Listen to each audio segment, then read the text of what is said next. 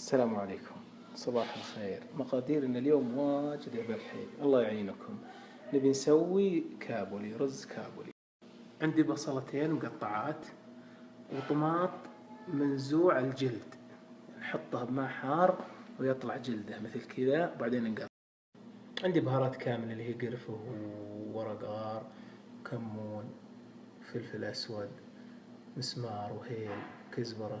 عندي قشر برتقالتين مبشور وعصير برتقالتين. تقريبا 2 كيلو لحمة وكيلو رز، ثوم وزنجبيل مبشور، ملح وبهارات وسمن ومنقوع زعفران.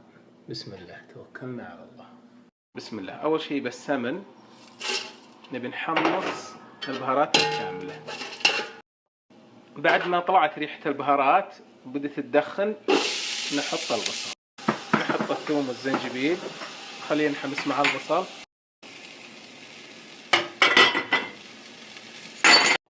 خلاص بعد ما حطيت قشور البرتقال والبهارات مع الملح أحرك وأقلل الملح شوي لأنه بيحط ملح على الرز. حركت شوي، الحين أحط الطماط شبه مهروس منزوع الجلد.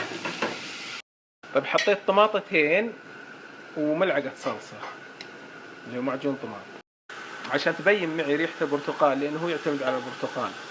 قطعت قشر برتقالة على كامل عشان أطلعه بعدين. خلاص الحين أضيف اللحم وأقلبه مع الكشنة.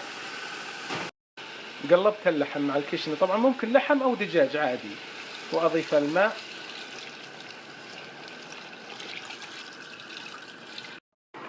الحين تقريبا استوت لحمتي وأسلق الرز. أحط البطاطس ما دام الرز ينسلق.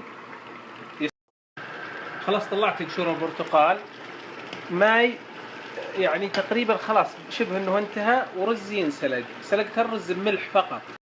انا سلقت الرز بملح لان لحمه دسمه، ما هي مثل الدجاج. يعني الدجاج لا، لازم تحط معه شوي سمن. بسم الله. الان اضيف عصير البرتقالتين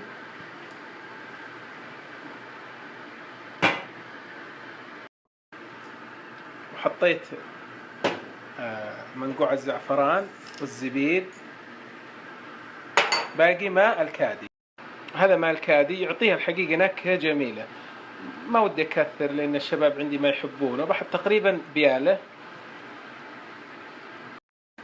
خلاص الحين يعتبر إن شاء الله قضينا منه.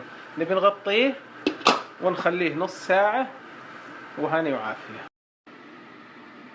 ما شاء الله ما شاء الله، جاهز.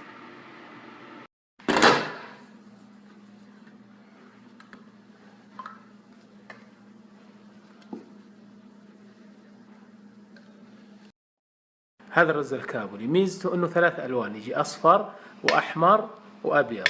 شوف الابيض تحت.